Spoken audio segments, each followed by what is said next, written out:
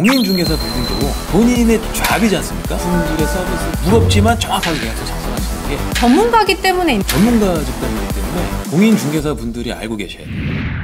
드디어 터질 게 터진 것 같습니다. 왜요? 무슨 일 났어요? 양팡이라는 유튜버에 대한 얘기가 나오죠. 네네, 그래서 엄청 뭐 유명한 계약서 유튜버예요. 관리해가지고 뭐 그 내용을 제가 이제 보면서 느낀 거는 정말 사회적 기여를 하시는구나. 우리나라에 갑작스럽게 부동산 가격이 상승을 하면서 급하게 계약을 체결하는 일이 많이 벌어졌어요. 그렇죠. 법률적 정의가 없는데 막 용어를 쓰면서 마치 있는 것처럼 착각이 일어나더니 그런 거래를 막 쉽게 하게 되는 거죠, 사람들이. 양팡 씨 얘기를 조금 하면서 과연 그럼 어떤 게 문제가 됐는지 그런 것들을 한번 다뤄보고자 합니다.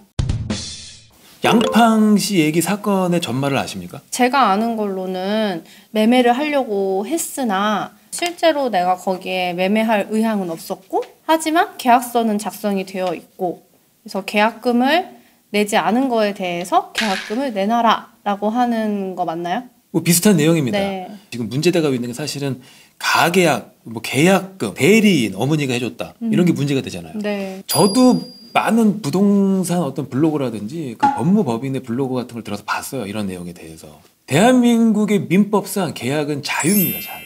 계약에는 그 계약의 중요한 부분이 있죠. 네. 그런 중요한 부분들이 표현되면 그거는 계약이 성립이 된 거예요. 구두로도 오케이입니다. 서류 안 내도 돼요. 다 오케이예요. 그냥 막 영어로 해도 돼, 심지어. 그런데 중요한 거는 우리나라 사람들이 부동산 거래할 때 계약금의 존재 여부에 따라서 계약이 성립하고 안 하고를 결정짓더라고요. 계약금 계약이라고 따로 여러분들이 만드시는 거예요. 계약서 일반적인 어떤 스탠다드 폼을 보면은 문구가 있어서 네. 계약금은 10%로 하고 그게 특약이 들어가 있는 거예요. 써 있기 때문에 그 특약이라는 게 안에 들어가서 새로운 계약을 그 안에 내재하고 있는 거지. 계약금 없어도 부동산 매매 계약은 100% 성립합니다. 그럼 계약금을 주는 건 뭐냐면 내가 계약금 10%를 줬을 때 법정 해제권을 얻어요. 일단 계약을 했는데 상황이 바뀔 수도 있잖아요. 이것도 언택트네. 비대면으로 상대 만날 필요 없이 매수인은 계약금 포기, 매도인은 배액 배상으로 끝내버릴 수 있는 거예요. 네. 해제를 한다는 거거든요. 해제는 해지랑 굉장히 구분이 됩니다. 해지는 뭐고 해제는 뭔지 혹시 아세요? 해지는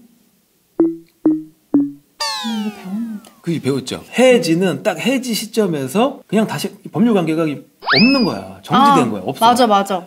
그러네 앞에 했던 것들은 인정이 돼요. 효과가 있는 거예요. 인정이 네. 되는 거예요. 네. 해제는 이 아예 없는 시점에서 거. 앞으로 돌아가서 아예 없어요. 소멸되는 거. 소급해서 해제. 맞아. 이 개념을 알아야 계약금 무슨 반환 뭐다 이런 얘기를 할 수가 있는 거예요. 그쵸. 자, 그렇다면 계약금이라는 계약을 하면 내가 해제권이 생기잖아요. 네. 계약금을 주고받지 않고 그 계약이 없다. 그럼 나는 법정 해제권만 발생하지 않았지 나에게는 매매의 계약은 이미 성립이 됐어. 그럼 나는 해제를 못해. 그럼 해제를 못하면 어떻게 해야 돼? 그 물건을 건네주고 또는 사줘야 되고 만약 건네주지 못하고 사주지 못하면 그때는 달라요. 채무 불이행이 됩니다. 네. 나에게 주어진 채무 불이행에 의한 손해배상 청구까지 들어가는 거예요. 일단 우리 양팡 씨가 부모님이랑 같이 갔어요. 계약을 체결했습니다. 근데 양팡 씨가 직접 한 게 아니라 부모님이 했다면서요. 네. 그러면 이제는 또 한 가지의 법 이론이 들어와야 돼. 대리라는 게 들어와요. 수권 계약이라 해서 대리권 수여하는 거 뭐 말로 너 나 대리할래? 오케이 하면 되는 거예요. 수권 행위가 있었느냐부터 들어가거든요. 수권 행위가 있었다고 칩시다. 그럼 엄마는 대리권자가 되잖아요. 네. 그럼 그거를 정당하게 계약을 딱 해서 성립시킬 수가 있단 말이에요. 이제 뭐가 문제냐면은 양팡이 우리 엄마가 내 대리인이 아니라는 얘기를 할 수 있잖아. 네. 대리권이 없는 거를 무권 대리라고 그래요. 네. 무권 대리의 경우에는 대리인이라고 흉내낸 사람이 그 집을 사줘야 돼. 근데 지금은 어떻게 됐건 간에 집주인은 돈을 받고 집을 넘겨주는 관계가 성립이 된 거예요. 여기엔 문제가 없어. 계약금 부분에 있어서 네. 공인중개사가 그랬다면서요. 뭐 500만 원 넣지 않으면 계약이 성립하지 네. 않는 거라고. 500만 원이 넣지 않으면 계약이 성립하지 않는 거라는 걸 집주인이 얘기했나요? 집주인이 공인중개사를 대리인으로 해서 대리인이 전권을 줘서 자기 편하게 계약할 수 있게 한 건가? 이게 또 문제가 되는 거예요. 대리권부터 그다음에 계약금의 존재부터 해서 굉장히 복잡해져요. 전문가로서 말씀드리고 싶은 것은 대한민국 대법원은 말이죠. 계약금으로서 법정 해제가 발생하기 위해서는 계약금 전액을 지급해야 한다고 그래요. 계약금의 일부만 지급했을 때에는 해제권이 발생하지 않습니다.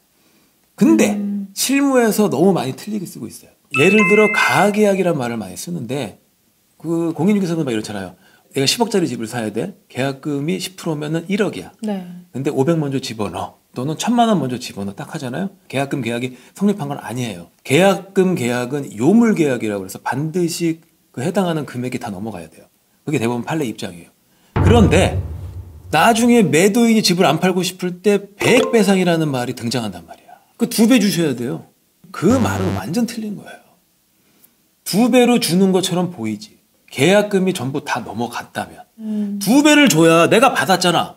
받은 거는 돌려줘야 제로지. 네. 그 다음에 계약금만큼 내가 페널티로 거죠. 주는 거야. 페널티로. 2배를 주긴 뭘 2배를 줘. 나는 내가 받은 건 당연히 돌려준 그렇지. 거고. 왜냐? 해제권을 행사하면 소급한다고 그랬잖아. 네. 처음으로 돌아가서 아무것도 없잖아. 네. 아무것도 없는데 얘 원상 돈이 일로 복구죠, 가. 원상 그렇지. 원상 복구에 의해서 돌아가는 거야.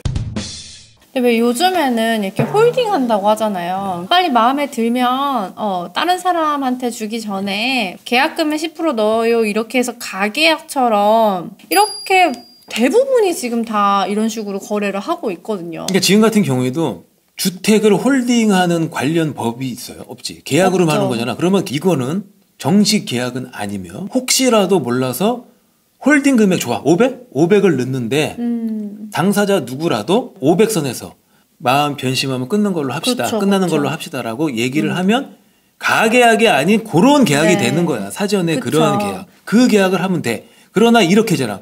계약금의 일부를 넣어라. 계약금의 일부를 넣기 때문에 법정 해제권은 발생하진 않지만 마무리 계약금의 잔금을 지급하면 법정 해제권도 발생한다. 이거예요, 딱. 그러니까 이 스토리를 알고 들어가는 거하고 모르고 들어가는 건 대답이 달라. 그럼 이 상황에서는 어떻게 바라봐야 되나? 아무것도 넣지 않기 때문에 둘 다 법정 해제권이 없어요. 계약은 성립한 걸로 보자고 진짜. 일부러 했어도 그 엄마가 책임을 져야 된다니까. 무권 대리를 했으니까.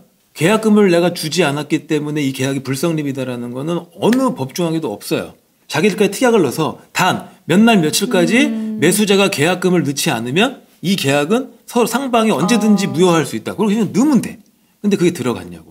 그렇기 때문에 계약이 성립된 상태고 법정 해제권은 없고. 근데 그 계약의 이행 누가 하냐? 양팡이 하냐? 엄마가 하냐? 이런 문제가 있는 거예요. 근데 사실 많이들 모르셨을 것 같아요. 왜냐면 저 같은 경우에는 그 자리에서 계약서와 계약금이라든지 이런 것들이 하나로 이루어졌고 실질적인 돈이 오가지는 않았잖아요. 그렇죠. 그렇기 때문에 이건 그냥 무효이지 않을까라고 생각을 했었거든요. 그렇죠. 이렇게 생각하시는 분들이 상당히 많으실 것 같은데 맞습니다. 그 생각하시면 안 돼요. 간단합니다. 그렇게 생각하시면 안 된다는 얘기예요. 그리고 이러한 생각과 얘기를 공인중개사 분들이 알고 계셔야 돼요. 왜냐하면 전문가 집단이기 때문에 법원에서 판단을 해도 공인중개사는 실수를 남보다 조금을 해도 더 많은 책임을 져야 됩니다. 맞아요. 그리고 저는 정말로 이해가 안 갔던 부분이 뭐냐면 제가 봤던 내용으로 봤을 때는 공인중개사 분이 빨리 해라. 강압이라고 할까요? 푸시한 강매? 거죠. 푸시. 강매라고 네. 할까요? 그러니까 좀 푸시푸시를 너무 하다 보니 돈만 들어가지 않으면 아무 문제가 없겠다 싶어서 그냥 계약서에 사인했을 수도 있을 거라고 생각이 들기도 하거든요. 그렇죠. 법은 무죄한자를 지켜주지 않습니다. 네. 아, 그쵸. 그러니까 그 말이 아무리 그 어머님이 그때 몰랐어요, 네. 뭐 했어요 해도 그 누구를 지켜주지 않아요. 네. 근데 브라더 잠시만요. 네?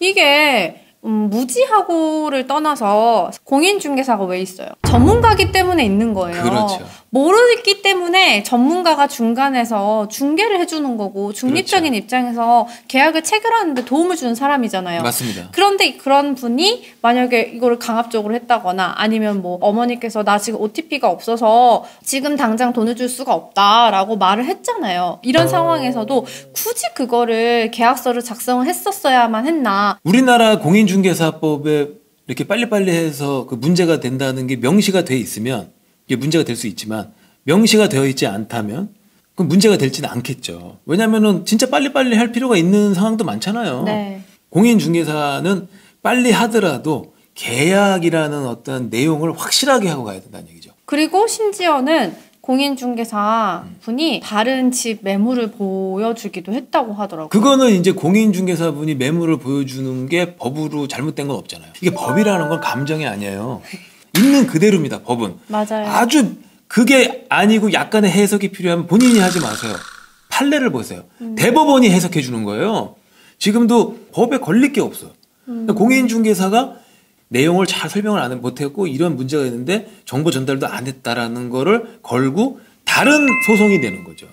이 집을 사고 팔고가 아닌 공인중개사가 손해배상, 내가 이 집을 삼으로써 벌어지는 손해배상이라든지.